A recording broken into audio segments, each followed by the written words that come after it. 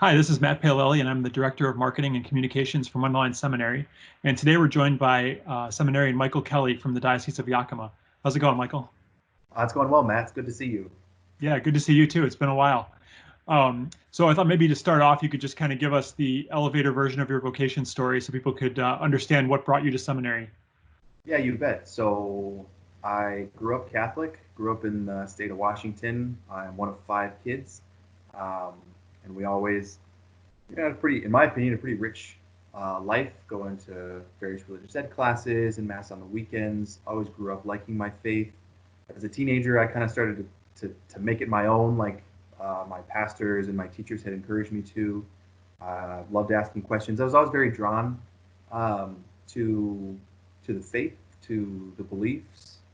Um, but for whatever reason, I never considered being a priest until I was 14 years old. A lot of Catholic men will consider it younger.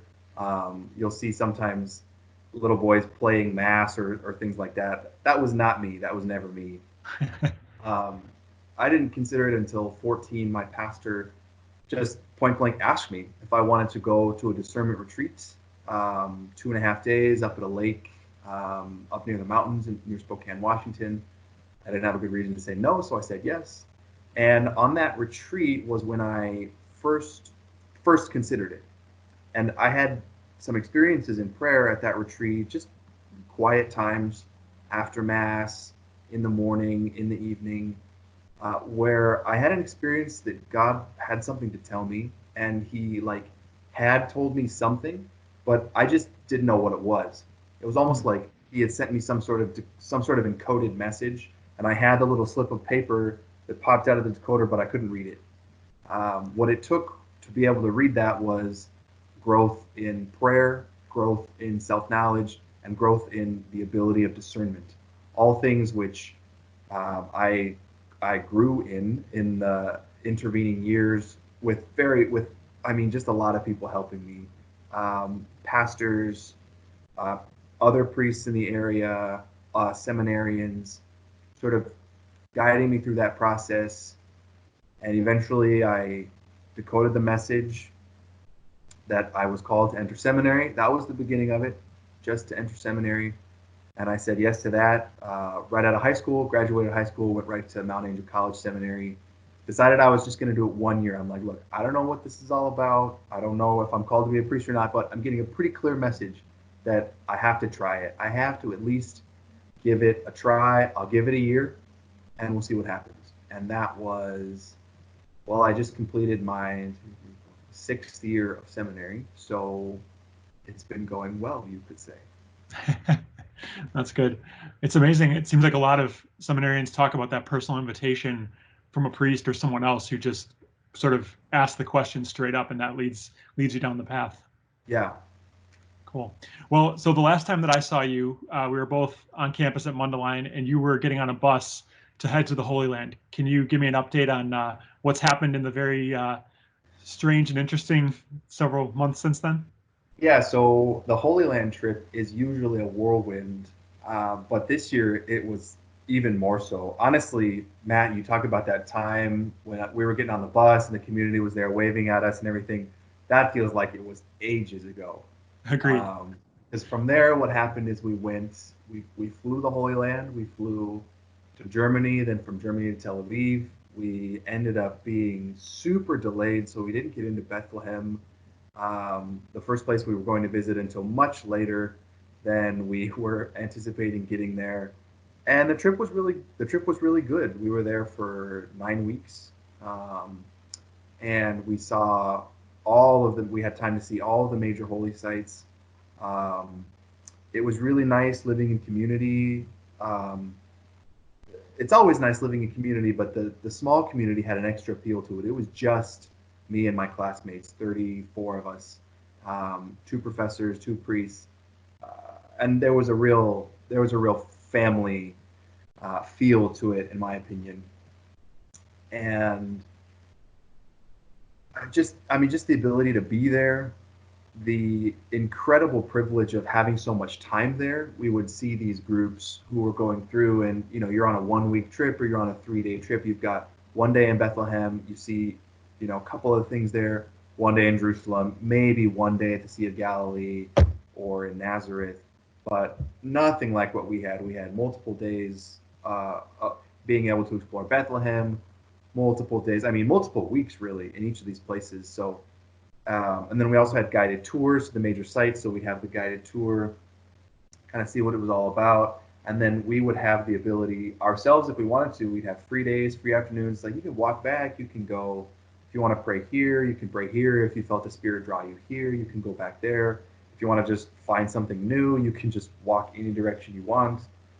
So we had great freedom. That was really a great privilege. And that was honestly one of the biggest graces for me, was the ability to spend time by myself in the quiet at a lot of these holy sites. Because, I mean, people want to see them. Thousands of people a day want to see these sites, so they can start to feel a little bit like tourist attractions, and that's too bad.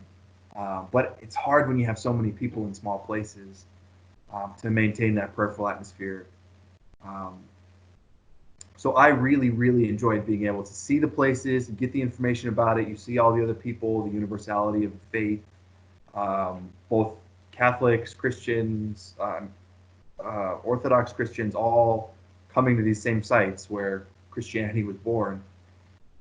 But then being able to go back later and just sit there and just kind of soak it in.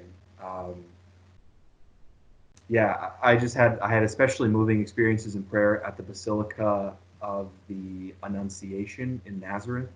The Annunciation has always been a really, really special to me, just because I always kind of have realized, wow, that's really where the whole thing started. The angel appeared to Mary. So that was an extra special highlight, was the Basilica in Nazareth in prayer. And so, I mean, while we were in the Holy Land, the whole coronavirus was beginning to be a thing. I remember first hearing about it when we were just the first couple of weeks of our trip, some news stories. Oh, it looks like this is going to become an outbreak in China. I was thinking, oh, that's not good. I hope it turns out to be not as big of a deal, praying that there's very little loss of life and whatnot. And then things kind of they're escalating and escalating. All of a sudden, Wuhan province is on lockdown in China. It's like, okay, this is a real thing now. I wonder what's going to happen. Being in a foreign country while there's a major global event happening is very strange. That's the only word I can. It's so unique and different. I've experienced other like global events before, but I was always in my own country. It just was really weird having this whole thing evolve while outside the country, and it really did evolve slowly. I mean, as it spread to other countries, as it started to, people started to figure out, okay, well, here's the cases where it's very deadly if it infects an older person, or if it infects someone who has, some sort of pre-existing lung condition, then it's very deadly. But on the other hand, a lot of other people are surviving it okay. Eventually, it started kind of breaking in the Holy Land. It spread there, and the government started kind of becoming worried about it. They started sending tourist groups home. They stopped taking flights from Europe, which is where we had come in from. The United States announced that they were not planning on taking in any flights from Europe. We were planning on flying through Europe the same way we had come to get home, going through Germany. So then we're all like, all right, so what's going to happen? Are we going to be able to get home? Are we going to get stranded in Germany? Lots of open questions. Right at the end of our trip, actually, we lost a couple of visits that we had planned because the Israelis closed certain border checkpoints, trying to start, the first stages of kind of lockdown, like a lot of other countries did. So we weren't able to visit the well where Jesus met the Samaritan woman, because the day we were going to, by the time that was one of our last visits, that had already, the country was already getting closed down. We were able to still, I mean, thanks be to God, we were able to still see the great majority of what we had planned on seeing. And actually, because of that canceled trip, we had this really cool day where we just kind of got to free hike in the hills between Jerusalem and Jericho. We just went out there, and the monastery we were trying to go to was closed because they were trying to keep the monks from getting sick. So we just said, well, all right, I'm going to hike up this hill then. How does that sound? And we saw some really beautiful scenery, some really, yeah, kind of an arduous day hiking, but ended up being uh, totally unplanned, but ended up being a real highlight of the trip for a lot of us. Those of us who really like hiking. Um, so it was a really, really good trip. A lot of really great time for prayer, and a lot of really great time with the brothers. I think those are my two kind of the two categories of highlights that I have from the trip. Then we came home. We weren't quite sure what that was going to be like. We ended up flying straight from Tel Aviv to New Jersey. So we got a different flight that wasn't going through Europe, just to kind of make the whole thing work a little bit easier. And then we weren't sure, like, okay, is there going to be a health screening when we come through the airport? Are they going to let us in? Are they going to put us in a quarantine? Students, we weren't quite sure, but there were people organizing it, figuring it out. Father Kasule had the whole thing under control the whole time. Cool as a cucumber, Father Kasule. I should send him a thank you note, honestly, because he just the whole time he had everything under control. He was getting as much information as he could and getting it to us. So the flight back was actually rather uneventful. It was long. But we got through the airport, we waited in the lines, we got on our second flight, and then we got on a bus. We were in Mundelein about at the time we were expecting to be. Then, of course, by that time, the announcement had gone out that students were being sent home. The classes were going to be finished online. So we all started kind of looking for other places to go. The university said, we could have a couple of days to repack our things and wash our clothes if we wanted to. And fairly easily, other seminarians found a place where they could go. Certain bishops made the decision to keep their seminarians together. So it's like, okay, you seminarians, you're going to go from Mundelein, but then we're going to put you at our minor seminary, for example. That's what the Archdiocese of Dubuque did. Other dioceses found rectories for their guys to live in. I didn't really have a great place to go. When I came back, I didn't really want to go home. That would have been an option, but I just didn't really want to do it. Maybe expose my family to the virus.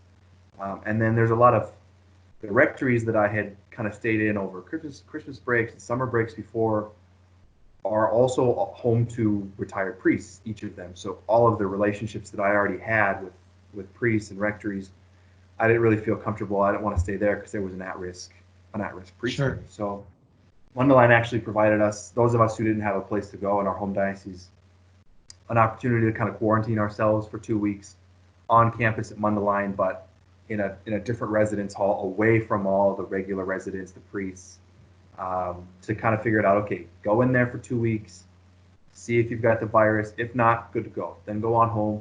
No big deal. So it was very generous of them, honestly, to offer that. They stocked the kitchen for us. And it just gave me great peace of mind knowing, okay, I was just in a foreign country where there were tons of tourists. The virus was their outbreak was just beginning when we left. I just went through 3 international airports, Germ City, and I don't know if I have this virus or not. Maybe I do, maybe I don't. Kind of have to assume I do. Should probably stay away from people. Mundelein provided an opportunity for that. I was really very grateful. 2 weeks came out. I didn't have the virus. I was still feeling healthy, so I flew home. And now I'm living at the vocation director's parish with some of the other seminarians who were sent home from their universities, from their seminaries. And it's been good here. There's a small community here too. We're still able to pray together. Actually, a great blessing. We're still able to have mass because the vocations director is celebrating his daily mass anyway. So we're still able to attend with him. Just a great blessing in a time where most people don't have any access to the sacraments. Yeah, I got myself very lucky. What's your daily life look like living in that small community right now?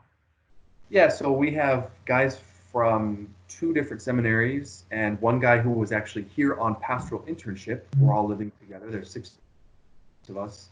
There's 2 of us from Mundelein and 4 guys who were actually going to seminary in Mexico City, who were also brought home when the virus broke.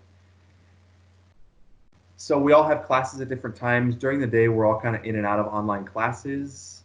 Um, we're all doing course readings or sometimes tests and papers. We have morning prayer. Actually, we kind of have the lowest common denominator is to have it like right at the beginning of the morning. So we have morning prayer at 6:30 a.m. because we have some guys who start class at 7. Then we have little community lunchroom. Guys will have breakfast and luncheon. We have dinner, kind of community dinner, two times a week, where one guy cooks and serves all the food to kind of reduce potential cross exposure between us. And time for there's nothing going on at the church, so I mean, plenty of time for prayer, time for study. I shouldn't say there's nothing going on. There's still a few things going on, and we're helping out with that.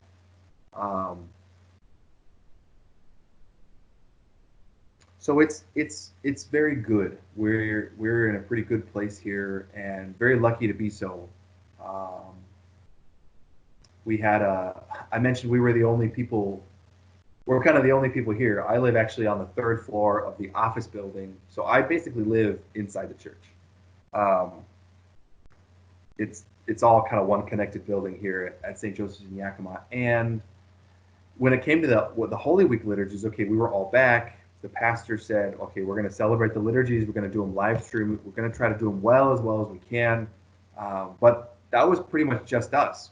There wasn't anybody from outside who came in to help with those liturgies, to like lecture or to decorate or to serve, because the vocations director just kind of realized, hey, I've got my guys back.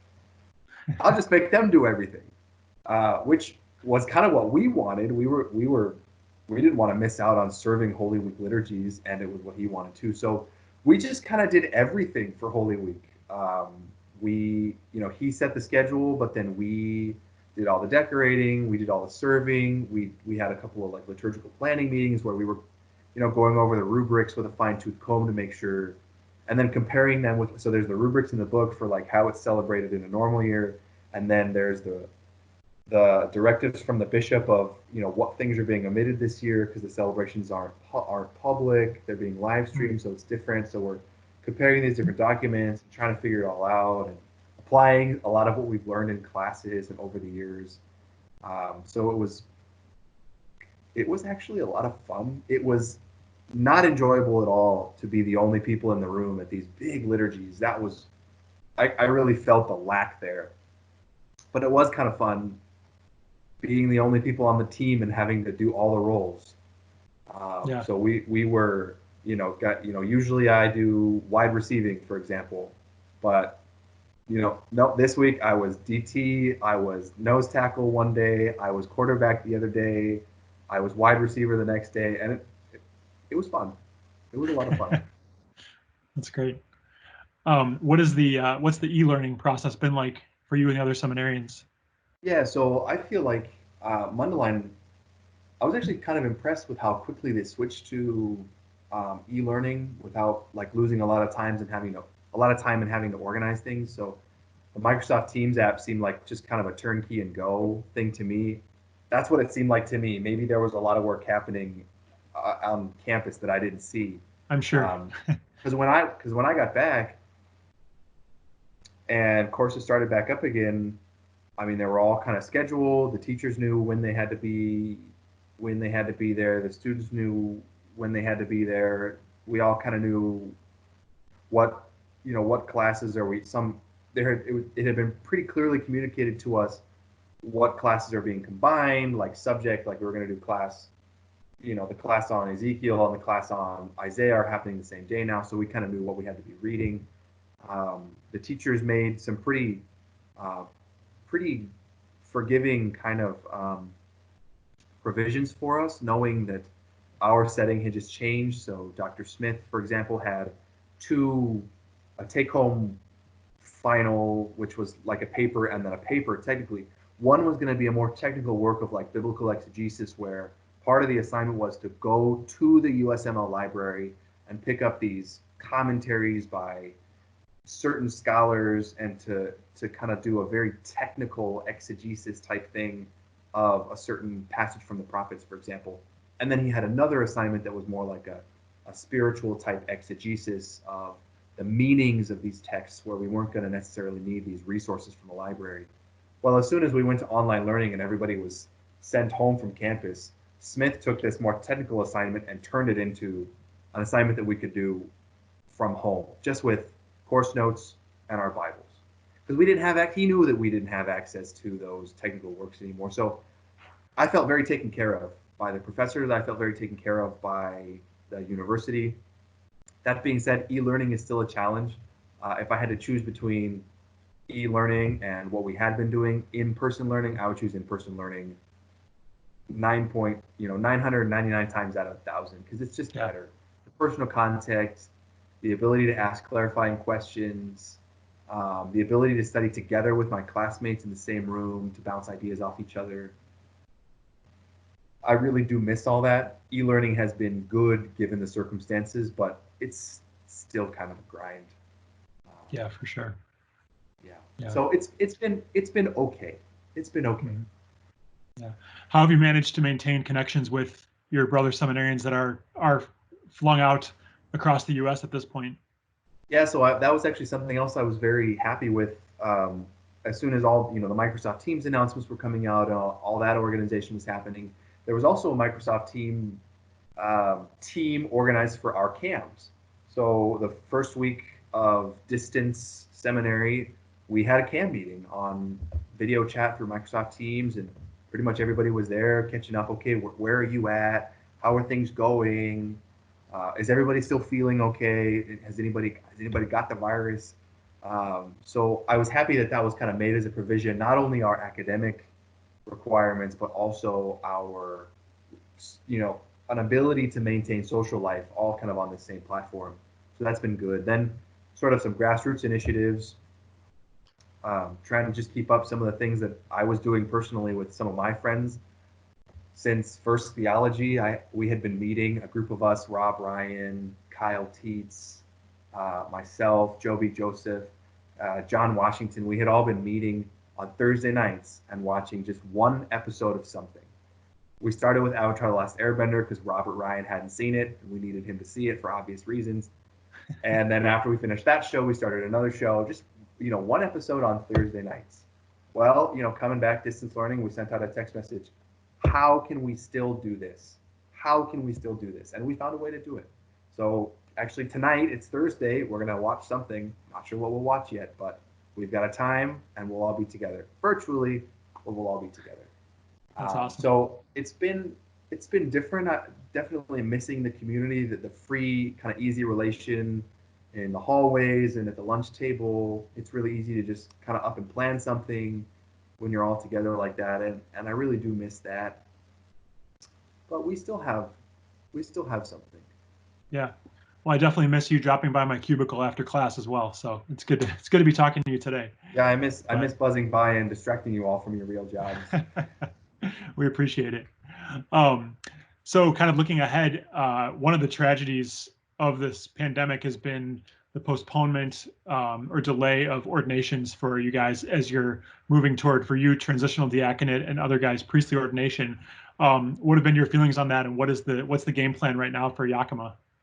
Yeah, so when I got back to the diocese after my little two week time in quarantine there at the seminary, it's one of the first things the bishop asked me is, he said, would you be comfortable keeping the ordination date and just having it very minimized? So you're only going to be able to have, pretty much just immediate family there. And I had spent all of I had a lot of free time in quarantine thinking about, okay, what do I want to do?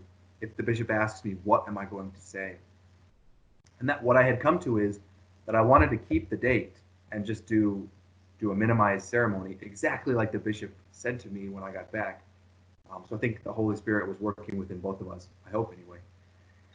And the reason why I wanted that is because first of all, I just kind of really want to be ordained. I've been in seminary for 6 years, looking forward to this. And second of all, if my ordination were to be ordained like to the end of the summer or until Christmas break or something like that, I would not be a deacon when these restrictions start to lift, when the world starts to go back to normal.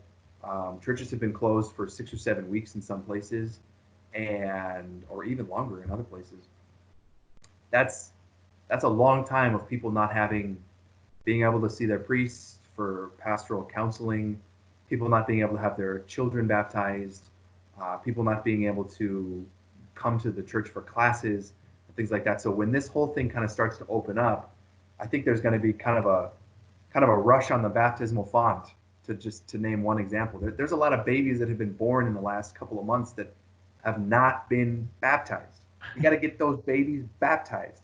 And the Diocese of Yakima has a bunch of people, a bunch of priests that should probably not be doing those kinds of things because they're in the risk bracket. We have priests who are still actively serving who are in their 80s and 90s, and God love them for it. They are working their time off of purgatory right now. They are heroes among men right now to still be working at that age. But honestly, I worry about them. Every baptism that a young man who has very little risk of actually really even suffering that badly from the coronavirus, personally, every baptism that I can take that helps those other men, those older men, stay away, stay safe, stay isolated, stay healthy, it's just so infinitely worth it to me. If somebody has to get sick with this thing, it's going to be me. I want it to be me. I don't want it to be somebody who might actually pass away from it. So in my quarantine reflections, decided that I really did want to keep the date. If that meant I had to be ordained in the bishop's private chapel, just me and him, I decided I was going to be okay with that. And so when I got back to the diocese and the bishop said, would you be okay with, a minimized family only ceremony? I said, yes, Bishop, I am. So that's what we went ahead with. We're going to live stream it. We're going to have as few people there as possible, really only family and necessary servers.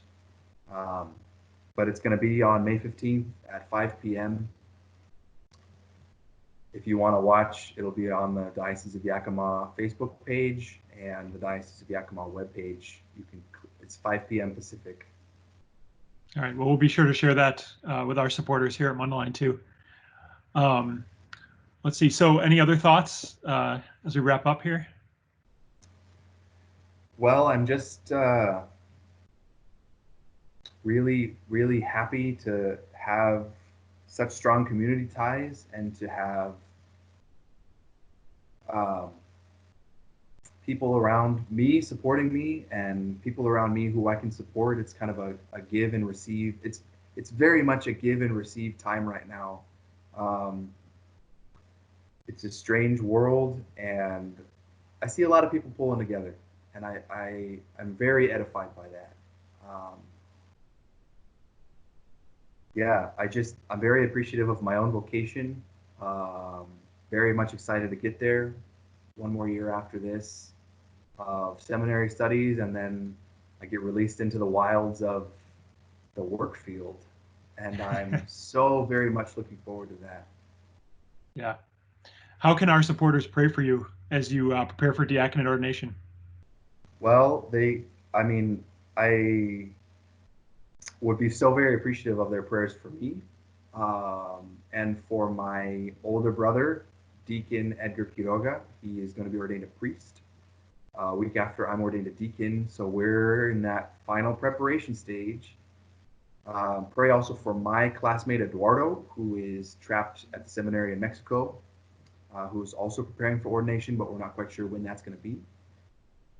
And just pray for an increase of vocations in the universal church. There's a lot of people who are waking up to a hunger that they have within them for the faith and for the sacraments. Now in this time where access to the sacraments have been restricted, and it takes priests to take those sacraments to them. So I've just been reflecting on the great need that they have in a lot of places for more priests, and praying that God sends laborers into the field to work. Yeah, amen. Well, thank you so much for your time, Michael. I'm glad to hear that everything's going well for you and you're healthy and happy and going to be able to get ordained too. That's going to be a great blessing for the church and for your diocese. So thanks again for taking the time. My pleasure. Thank you very much. All right, we'll talk to you soon.